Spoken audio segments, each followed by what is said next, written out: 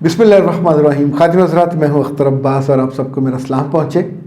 Hygiene کے issue پہ بہت کمنٹس آ رہے ہیں اور ظاہر لڑکیاں ہیں غصہ کر رہی ہیں کہ اس آدمی نے ہائیجین کے ایشو پہ، یعنی لڑکی سے بدن سے اس کے اسمیل آتی تھی تو اس نے اس کو کیوں ڈیورس کیا، اس نے اس کو کیوں نہیں کہا، اس کو سمجھایا کیوں نہیں.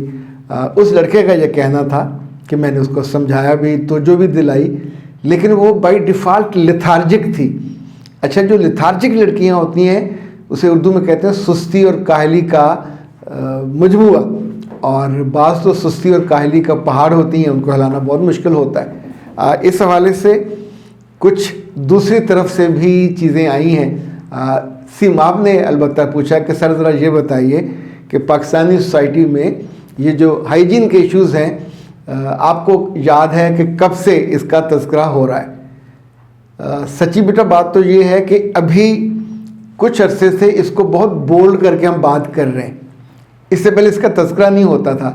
ویسے تو دنیا میں 19ویں صدی سے اس کا تذکرہ ملتا ہے، جو میں نے پڑھا ہے، کہ جہاں نہانے کا تصور آیا، جسم کو صاف کرنے کا تصور آیا.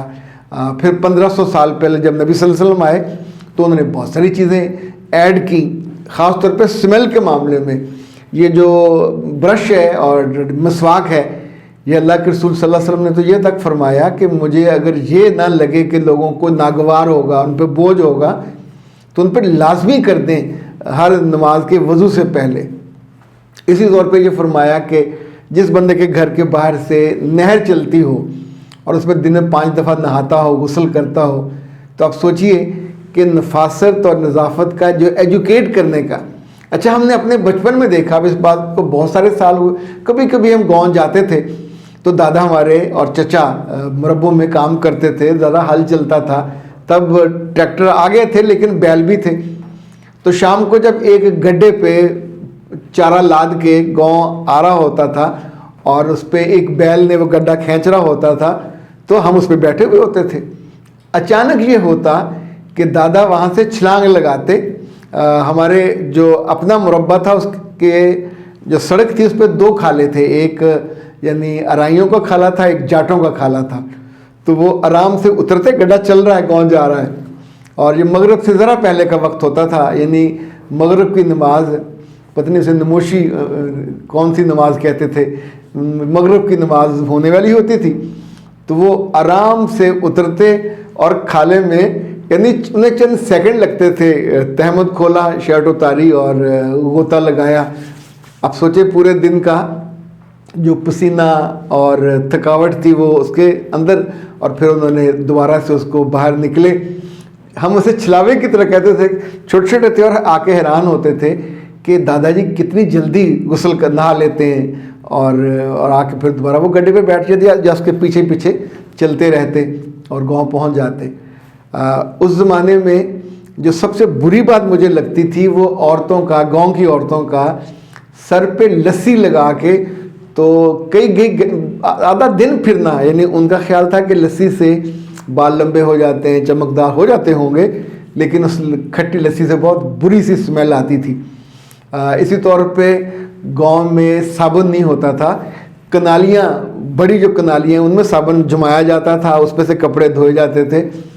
صرف مہمانوں کے آنے پہ کاربالک صابن جو لال رنگ کا ہے، لائف بوائے، یہ استعمال ہوتا تھا. لکس وکس تو بہت دور کی بات ہے. لیکن گاؤں کے ہی بچے پڑھے، گاؤں کی بچیاں پڑھی، شہروں میں آئیں، ایجوکیٹ ہوئیں، اور اب آپ سوچئے کہ گاؤں میں اب کوئی بال صفائی استعمال نہیں کرتا، کوئی پرانی کریمیں ایک زمانے میں ہوتی تھی، کالے رنگ نو گورا کر دی تو گورے نو چند ورگا، اس کا مٹیار سنو اس کا نام بھی یہ تھا. تو اب تو نہیں، اب تو سب پونڈس کی استعمال کرتے ہیں، اچھی والی استعمال کرتے ہیں، جو یہ فرانس کی کمپنی ہے اس کے استعمال کرتے ہیں. تو اس کا مطلب ہے لوگ with the passage of time educate ہوئے، انہوں نے اپنے آپ کو بہتر کیا. اور اس عہد میں بھی اگر کوئی اپنے آپ کو ایجوکیٹ نہیں کرتا، مرد اور عورت، یعنی صرف یہ عورتوں کا مسئلہ نہیں ہے، مردوں کا بھی ایکول مسئلہ ہے. عورتیں بیچاری مروت کی وجہ سے لحاظ کر جاتی ہیں، لیکن تکلیف تو ان کو بھی ہوتی ہے. یہ ذرا سنیے ایک میسج. ہائیجین کی بات ہو رہی ہے. لڑکے میں تو اتنا تھا کہ لڑکے نے نکال کے باہر کر دیا لڑکی کو.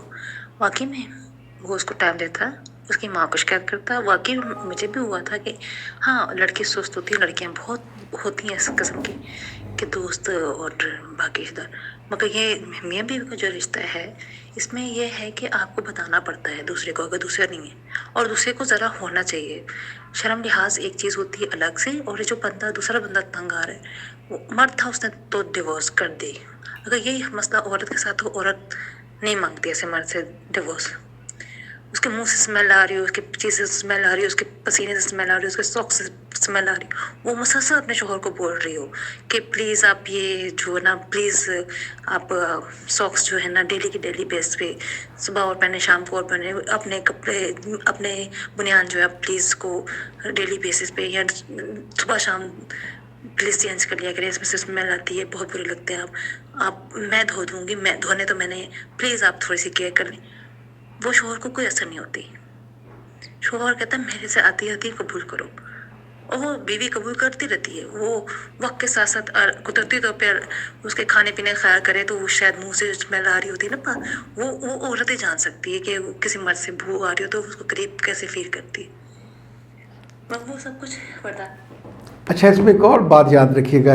اب میرے ساتھ چونکہ پوسٹ میرج کے بہت سارے کیسز آتے ہیں، تو خواتین جب اپنے مردوں سے اوب جاتی ہیں، ان کے قریب جانا ان کو پسند نہیں ہوتا، ان سے محبت کرنا بند کر دیتی ہیں، تو اس میں بہت بڑا ایک وجہ ریزن ہائیجین کا خیال نہ کرنا ہوتا ہے. یہ جو جسم کی ہمک ہے، لوگ اپنی بنیادیں نہیں بدلتے، انڈرویئر نہیں، اوپر والے کپڑے بدل لیں گے، یہ نہیں بدلیں گے جن میں سے اسمیل آ رہی ہوتی ہے. اسی طور پہ کھانے کے بعد برش کرنے کی عادت نہیں ہے، اور اگر آپ کسی جگہ بیٹھے ہیں تو آپ کے جیب میں ضرور چھوٹی الائچی ہونی چاہیے، وہ نکال کے چبا لیں بیوی کے پاس جاتے ہوئے. یعنی یہ ایک سوفسٹیکیشن ہے جو آپ کے اندر آنی چاہیے. اس شکایت کی وجہ سے میرا خیال کتنی ہی ماؤں کو فائدہ ہو جائے گا کہ اپنے بچوں کو، بچے جب 7ویں 8ویں میں ہوتے ہیں تو ان کے جسم سے اسمیل آنے لگ جاتی ہے، چونکہ انڈر آرمز پہ جسم کے دوسرے حصوں پہ بال آنے لگ جاتے ہیں، تو انہیں صفائی ستھرائی نظافت اس کی تعلیم دینا، ساتھ انہیں نہانے پہ بار بار آمادہ کرنا، اور یہی ایجوکیشن ہے. اسی طور پہ کچا پیاز کھایا ہو، لہسن کھایا ہو، یا سونے سے پہلے کلی کرنا، برش کرنا، نماز سے پہلے. یعنی گاؤں میں جو لوگ رہتے ہیں وہ جانتے ہیں کہ گاؤں سے آتے ہوئے گھروں کو لوگ کسی بھی درخت کی ٹہنی توڑتے تھے اور آتے ہوئے مسواک کرتے آتے تھے.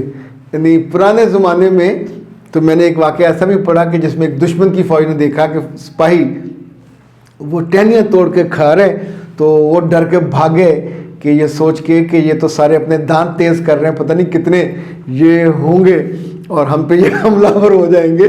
تو لیکن ماؤں کو ابھی سے ایجوکیٹ کرنا چاہیے، اپنی بیٹیوں کو بھی اور بیٹوں کو بھی. چیزیں ضد والی نہیں ہوتی، لرن کرنے والی ہوتی ہیں کہ جس سے لوگوں نے بری چیز بھگتی ہو، ہم اس برے وقت سے پہلے اپنے بچوں کو اور اپنے پیاروں کو سمجھا سکیں. اختر عباس کو دیجیے اجازت. السلام علیکم.